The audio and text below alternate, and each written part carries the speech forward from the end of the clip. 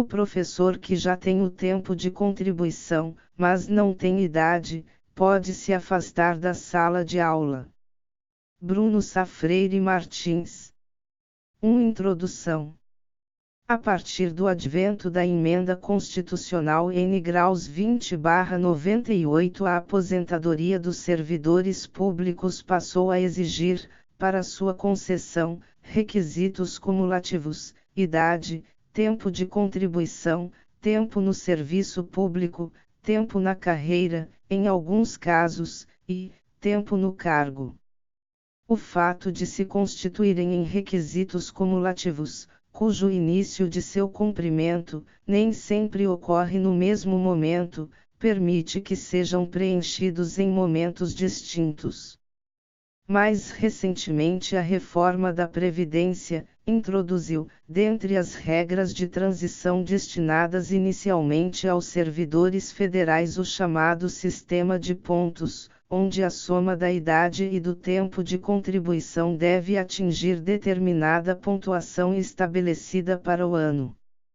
Fazendo surgir a indagação ora apresentada, já que no caso do professor o benefício é concedido somente àquele que conte com o tempo mínimo diferenciado do magistério, que pode ser completado antes das demais exigências. Deixando a dúvida acerca da possibilidade de saída ou não do professor da sala de aula, enquanto não completa as outras exigências. 2. Tempo de magistério. A Constituição Federal autorizou a definição de requisitos diferenciados, com a redução na idade e no tempo de contribuição mínimos exigidos quando o dito tempo se der no exercício efetivo do magistério no âmbito das unidades escolares de educação infantil ou do ensino fundamental e médio. Em um primeiro momento, tal previsão trouxe grande controvérsia acerca do alcance da expressão efetivo exercício do magistério, fazendo com que o Supremo Tribunal Federal editasse a súmula 726, onde afirmou, naquele momento, que efetivo exercício do magistério seria somente o fato de estar atuando dentro de sala de aula.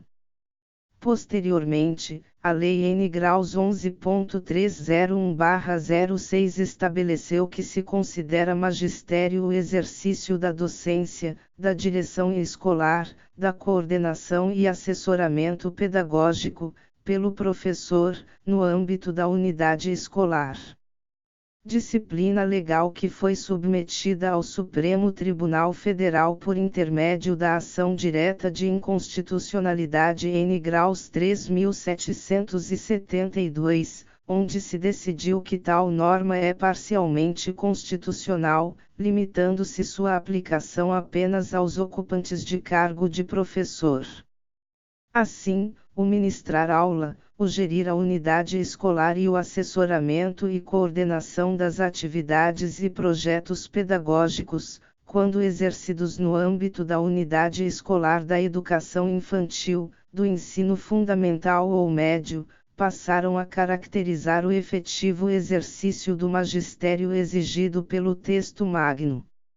E longe de querer definir ou mesmo conceituá-las, é possível afirmar que coordenador é o executivo responsável por todos os aspectos pedagógicos da unidade escolar, englobando desde a elaboração da política pedagógica até o acompanhamento e avaliação de sua execução. Já o assessor pedagógico deve dar apoio a todas as ações pedagógicas da escola, podendo-se citar como exemplo de atribuições as atividades relacionadas ao controle de frequência dos alunos e a elaboração do currículo escolar, dentre outras. Importante destacar também que a redução só se refere à atividade de professor ou professora na educação infantil e no ensino fundamental e médio, excluído o professor ou professora universitários. Com efeito, se a intenção é o incentivo à docência, as áreas mais carentes de professores são mesmo a educação infantil e o ensino fundamental e médio, já que para o ensino universitário há bastante concorrência e muita oferta de profissionais. 3. A amplitude do tempo de magistério. Partindo da expressão constitucional, também lançada nos dispositivos da Carta Magna que regulam o regime geral e tomando por base a regulamentação de ambos, cujo objetivo foi o definir o conceito efetivo da expressão efetivo exercício do magistério. Some-se a isso o fato de que tanto o artigo 40 quanto o artigo 201 do texto maior, prevêem a possibilidade de contagem recíproca de tempo de contribuição consistente essa na utilização do tempo de contribuição junto a um regime na concessão de aposentadoria em outro regime previdenciário. Utilização que se dá de forma ampla, pois alcança não só os aspectos relacionados ao tempo propriamente dito, mas também a sua natureza, ou seja, os períodos averbados além de serem computados para efeito do preenchimento tempo de contribuição também devem considerar o fato de ter se dado no âmbito de um ente federado ou de suas entidades da administração indireta, o que o torna período considerado como serviço público.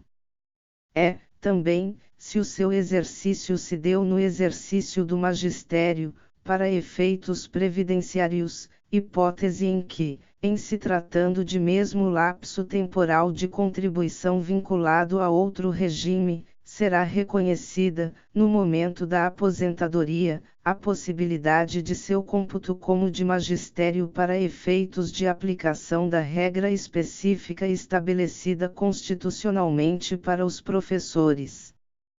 Pois a exclusividade de funções de magistério, para fins de aposentadoria especial de professor, pressupõe que haja a completação de todo o tempo necessário para a inativação.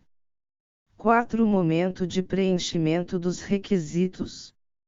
A previsão constitucional que estabelece a cumulatividade de requisitos para a concessão da aposentadoria leva invariavelmente à impossibilidade de que todas as exigências sejam preenchidas no mesmo instante, fazendo com que o servidor ao longo de determinado lapso temporal cumpra um requisito e não atinja outro ou outros, fazendo com que tenha que aguardar de todos para poder fruir da aposentadoria. De forma que é possível, por exemplo, que a professora complete o tempo de contribuição mínimo exigido no exercício do magistério e ainda não tenha a idade mínima estabelecida, fazendo com que surja a dúvida acerca da necessidade de permanecer atuando em uma das atividades consideradas como de magistério para efeitos da aposentadoria até que complete os anos de vida exigidos pela Constituição para a concessão da aposentadoria. Nesse ponto, não é demais lembrar que a concessão do benefício somente pode ser feita no momento em que todos eles forem preenchidos, pois só a partir de então será reconhecido o direito adquirido à aposentadoria. Por outro lado, há de se reconhecer que uma vez preenchida determinada exigência específica, não se pode admitir que, tal fato seja desconsiderado no momento da inativação, salvo nos casos em que haja modificação das regras de concessão. Caracterizando-se, assim, o chamado direito acumulado, isto é, no período em que se espera que a expectativa se transforme em direito, o seu titular somará direitos que, de imediato, poderão ser gozados como, por exemplo, no caso do trabalhador, as férias não usufruídas, não se perdem, mas acumulam-se. Posicionamento esse já adotado no passado pelo Supremo Tribunal Federal, se não vejamos. Servidor público estadual. Caracterização de tempo de serviço público, direito adquirido. Estabelecido, na lei, que determinado serviço se considera como tempo de serviço público, para os efeitos nela previstos, do fato inteiramente realizado nasce o direito, que se incorpora imediatamente no patrimônio do servidor, a essa qualificação jurídica do tempo de serviço, consubstanciando o direito adquirido, que a lei posterior não pode desrespeitar. Recurso extraordinário conhecido, mas desprovido. Votos vencidos. Re 82.881, relator, a mim. Xavier de Albuquerque, relator, a, P/Acórdão, mim.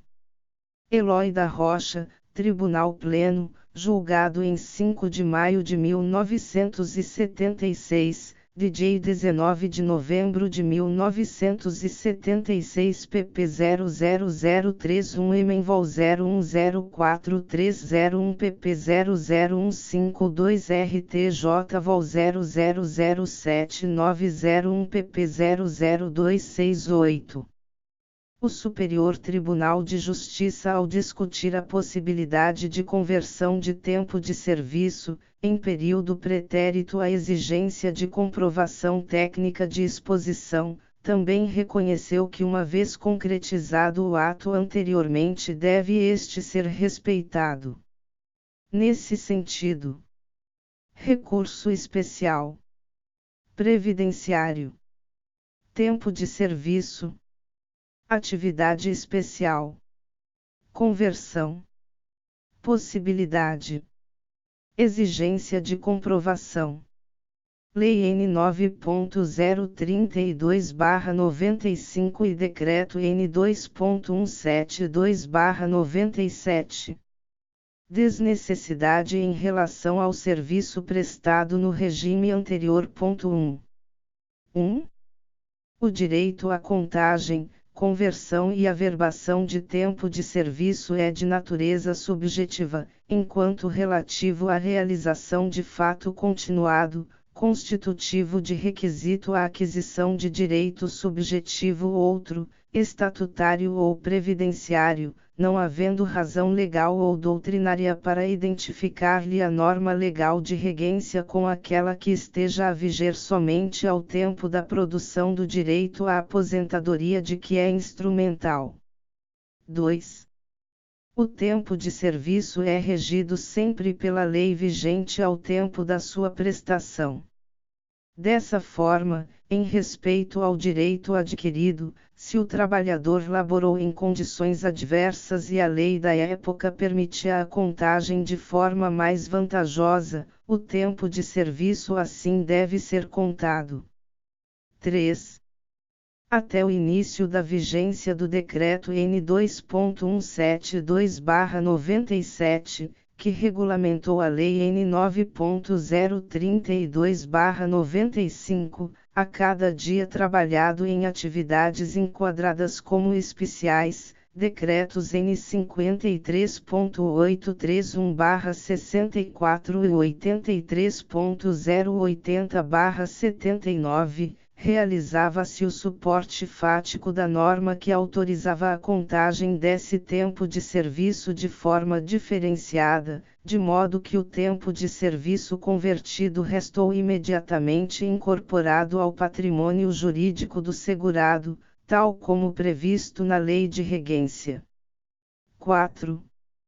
A exigência da comprovação técnica da efetiva exposição do trabalhador aos agentes nocivos, Lei N 9.032/95, para fins de contagem diferenciada do tempo de serviço, só teve lugar a partir da vigência do Decreto N 2.172/97.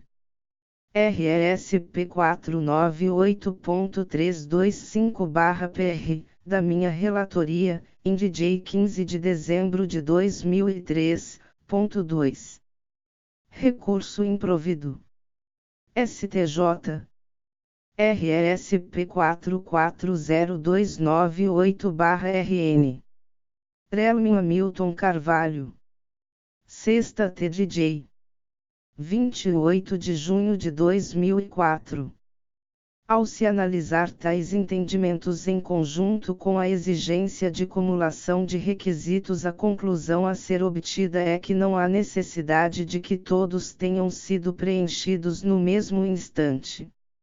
Explicando melhor, é possível que o professor complete os anos de magistério antes de atingir a idade mínima exigida para a aposentadoria, o que lhe autorizará a se afastar das atividades consideradas como de efetivo exercício do magistério, à medida que aquele lapso temporal já estará incorporado a seu patrimônio jurídico e deve ser considerado como tal no momento de verificação do cumprimento das regras exigidas para a inativação. Mutatis mutandi, o entendimento do Supremo Tribunal Federal acerca da proporcionalidade dos proventos nos casos de professores, reforça esse entendimento, se não vejamos. Ementa, agravo regimental no recurso extraordinário com agravo administrativo. Professor.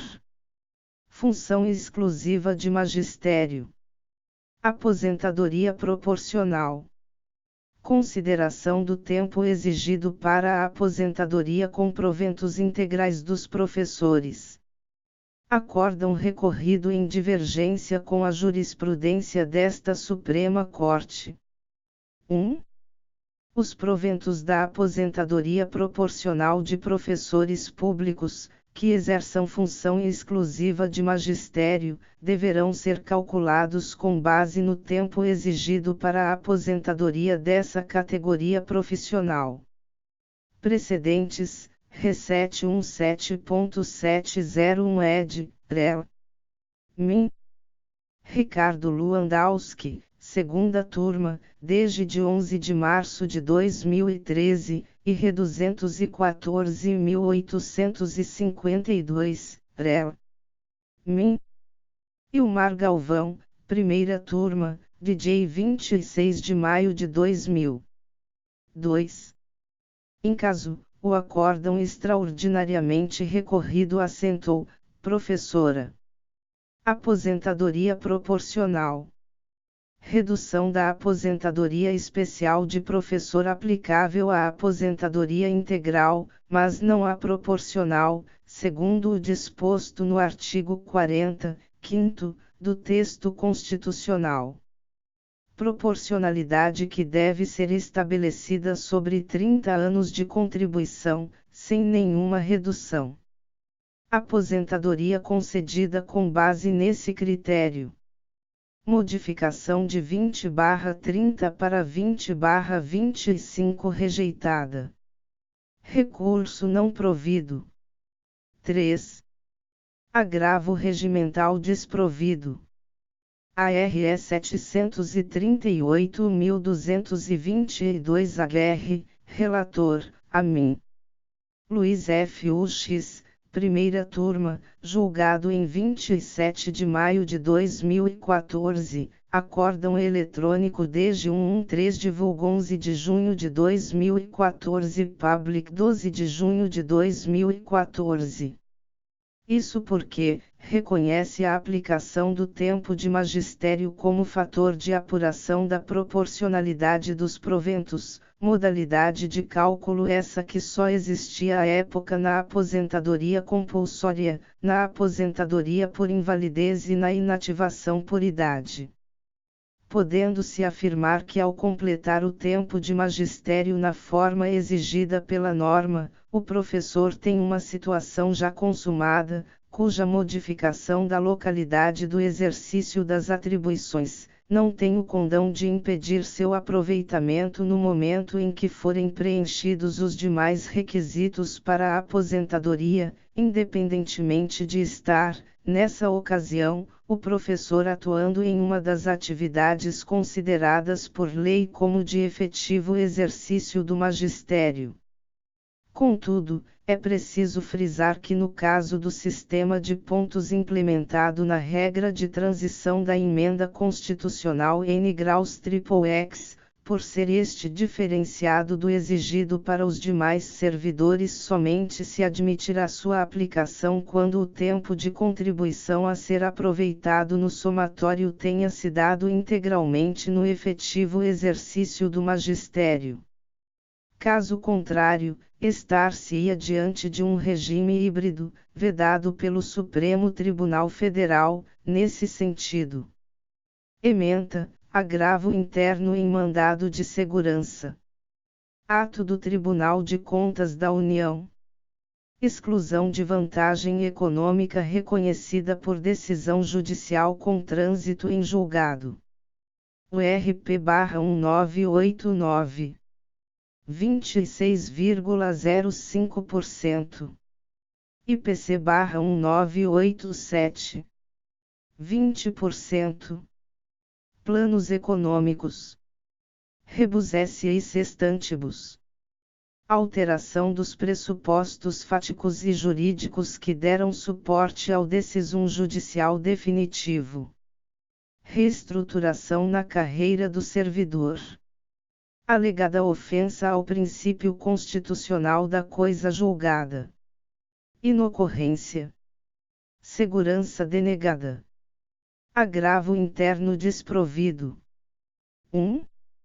A garantia fundamental da coisa julgada, CRFB/88, art. 5º, SV, não resta violada nas hipóteses em que ocorrem modificações no contexto fático jurídico em que produzida, como as inúmeras leis que ficham novos regimes jurídicos de remuneração.